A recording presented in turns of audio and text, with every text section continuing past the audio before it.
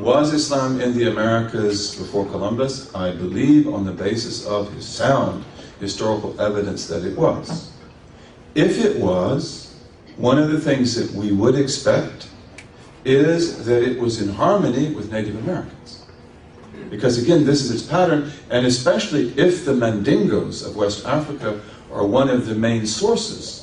They crossed the Atlantic in 1312 with 2,400 boats, and we have of warriors, probably for gold. Gold was probably the main incentive bringing Muslims to the New World. The Muslims, as you heard before, of Java in 1500 already possess an atlas of the world that has the coast of Brazil exact. And as Fuad Sezgin, the great Muslim intellectual historian and cartographer and historian of science, has shown that a map like that cannot be put together by one or two trips. It takes generations of trips.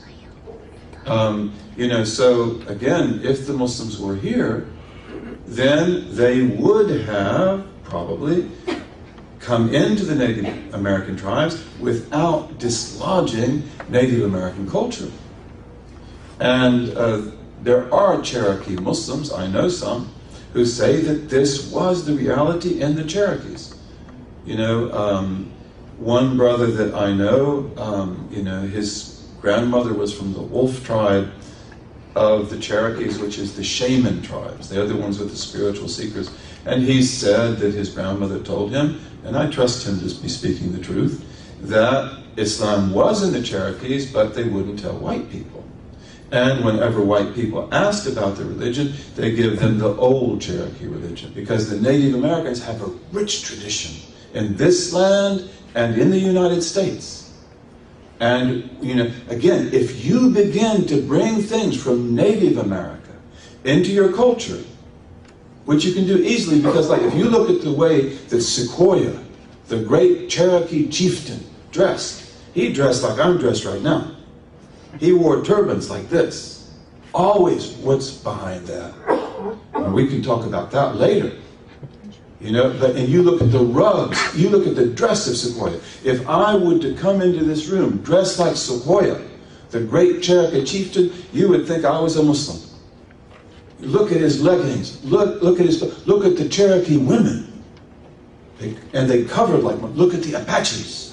And the Spanish believed the Apaches were doing jihad in the 18th century. The Spanish discovered mosques everywhere they went in America. When Cortez goes into Mexico City, as many of you have heard, he said, I found muchas mezquitas, y teocallis, y muchas casas grandes. I found many mosques, and many pagan temples, and many big houses, beautiful houses. Pizarro, these other, the same thing. What is that legacy? You dig into it. We can bring it out. If you had Native American rugs here, you would think they were from Afghanistan. And this came. And the Muslims did come here long before the Europeans, other Europeans. They were Europeans, Andalusians and Africans. And we have clear evidence of that. And again, the Spanish are finding Muslims everywhere. They're reporting that. You can read it in the historical text. It's just historians don't believe it's true.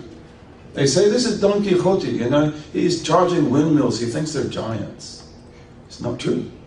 And the Duchess of Medina Sidonia is one of the greatest women. She has the whole archives of the Armada.